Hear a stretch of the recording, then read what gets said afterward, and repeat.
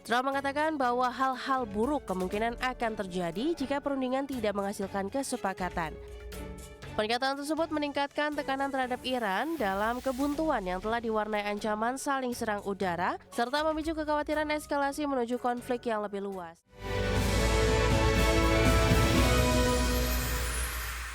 Pemirsa, di tengah meningkatnya ketegangan Amerika Serikat dan Iran diperkirakan akan menggelar perundingan nuklir di Oman pada Jumat 6 Februari mendatang. Presiden Amerika Serikat Donald Trump mengatakan hal-hal buruk kemungkinan akan terjadi jika perundingan tidak menghasilkan kesepakatan.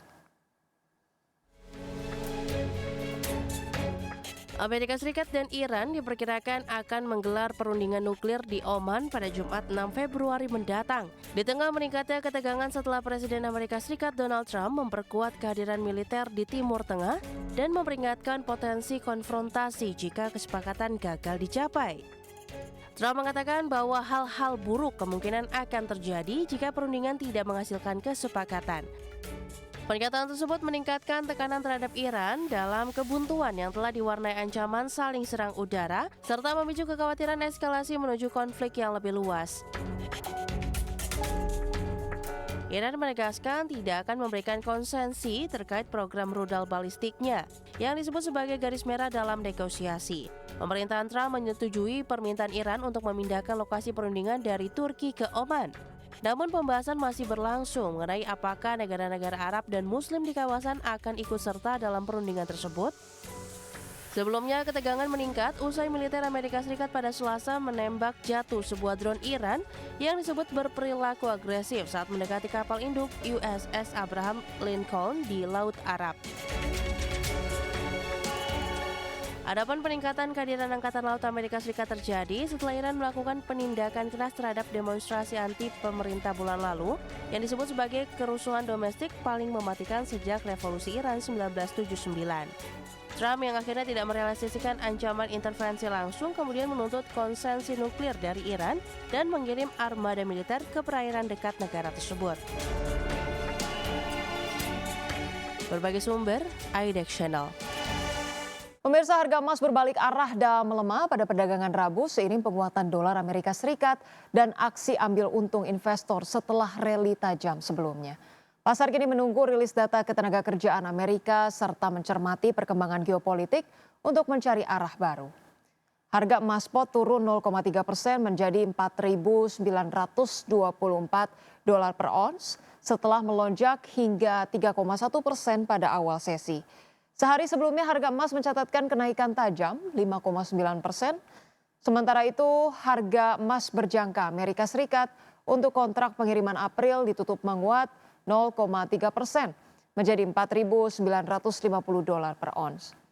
Indeks dolar Amerika Serikat bertahan di level tertinggi lebih dari sepekan, membuat emas yang diperdagangkan dalam denominasi greenback menjadi lebih mahal bagi pembeli di luar negeri.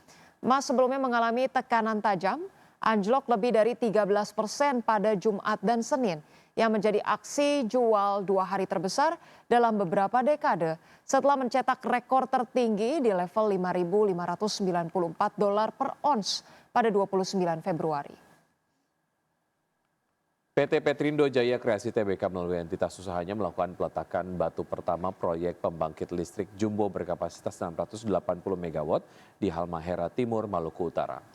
Ya, manajemen menyatakan groundbreaking proyek tersebut sebagai bentuk komitmen perseroan dalam mendukung pengembangan ekosistem baterai kendaraan listrik di Indonesia. Emiten afiliasi konglomerat Prayogo Pangestu PT Petrindo Jaya Kreasi Tbk melalui entitas usahanya melakukan peletakan batu pertama proyek pembangkit listrik jumbo berkapasitas 680 MW di Halmahera Timur, Maluku Utara. Proyek tersebut digarap oleh PT Gunadarma Integra yang merupakan entitas usaha yang dimiliki perseroan melalui PT Volta Daya Energi Indonesia. Groundbreaking proyek yang berlokasi di kawasan industri terintegrasi Feni Haltim Industrial Park, Halmahera Timur, Maluku Utara itu dilaksanakan pada Rabu 4 Februari 2026. Direktur Utama Petrindo Jaya Kreasi, Michael, mengatakan groundbreaking proyek pembangkit listrik itu merupakan komitmen Petrindo untuk berkontribusi serta berperan aktif dalam mendukung pengembangan ekosistem baterai kendaraan listrik, sekaligus terus meningkatkan nilai tambah bagi sektor energi dan industri nikel di Indonesia.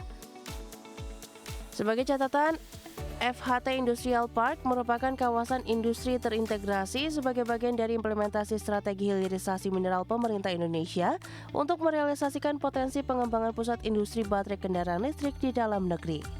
Berbagai sumber, IDX Channel. Pemirsa, emiten petrokimia milik Taipan Prajogo Pangestu PT Chandra Asri Pacific Tbk atau TPIA berencana melakukan pembelian kembali saham atau buyback dengan nilai fantastis mencapai 2 triliun rupiah. Langkah ini diambil di tengah dinamika pergerakan harga saham perseroan sekaligus menjadi sinyal optimisme manajemen terhadap prospek kinerja ke depan. Emiten petrokimia milik Taipan Prajogo Pangestu PT Chandra Asri Pacific Tbk atau TPIA berencana melakukan pembelian kembali saham atau buyback dengan nilai fantastis mencapai 2 triliun rupiah. Langkah ini diambil di tengah dinamika pergerakan harga saham perseroan sekaligus menjadi sinyal optimisme manajemen terhadap prospek kinerja ke depan. Berdasarkan keterbukaan informasi, buyback akan dilaksanakan tanpa melalui mekanisme rapat umum pemegang saham atau RUPS. Periode pembelian kembali dijadwalkan berlangsung mulai 4 Februari hingga 3 Mei 2026. Dalam rencana tersebut, perseroan menargetkan dapat membeli maksimal 250 juta lembar saham, setara sekitar 0,29% dari total saham beredar. Manajemen menyebut aksi korporasi ini merupakan upaya untuk meningkatkan nilai bagi para pemegang saham. Selain itu, buyback juga diharapkan mampu membuat pergerakan saham lebih mencerminkan kondisi fundamental perusahaan. Langkah ini sekaligus dilakukan untuk menjaga kepercayaan publik dan investor terhadap kinerja perseroan. TPIA menilai program buyback dapat memberikan sentimen positif di pasar, terutama di tengah fluktuasi harga saham belakangan ini. Kebijakan ini juga menjadi sinyal bahwa manajemen percaya terhadap prospek bisnis dan pertumbuhan perusahaan ke depan. Dengan dukungan fundamental yang dinilai solid, perseroan berharap minat investor tetap terjaga. Berbagai sumber IDX Channel. Terima kasih Anda masih bergabung bersama kami. Pemerintah menyiapkan program insentif untuk Ramadan dan Lebaran 2026 dengan anggaran sebesar 12,88 triliun rupiah. Ya, insentif tersebut berupa diskon tarif transportasi hingga bantuan sosial sektor pangan. Menjelang bulan suci Ramadan dan Lebaran 2026, pemerintah menyiapkan program insentif khusus dengan anggaran sebesar 12,88 triliun rupiah.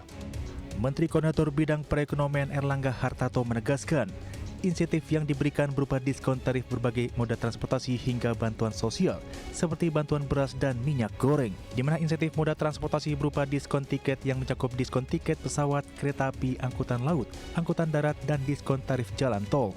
Insentif diskon tarif transportasi yang diberikan berkisar 15 hingga 30%. Total insentif untuk diskon transportasi diperkirakan sekitar 200 miliar rupiah. Sekitar 200-an miliar, sedangkan satu lagi kita memberikan bansos berupa beras 10 kg untuk 2 bulan, ditambah minyak kita untuk 2 bulan. Nah, itu besarannya sekitar 12 triliun. Di sisi lain, pemerintah juga berencana untuk kembali menerapkan mekanisme work from anywhere atau bekerja di mana saja. Pemerintah juga akan menambah dan mempertebal pemberian bantuan sosial beras sebanyak 10 kg dan minyak goreng selama 2 bulan yang termasuk dari anggaran tersebut senilai 12 triliun rupiah. Dari Jakarta, tim liputan IDX Channel.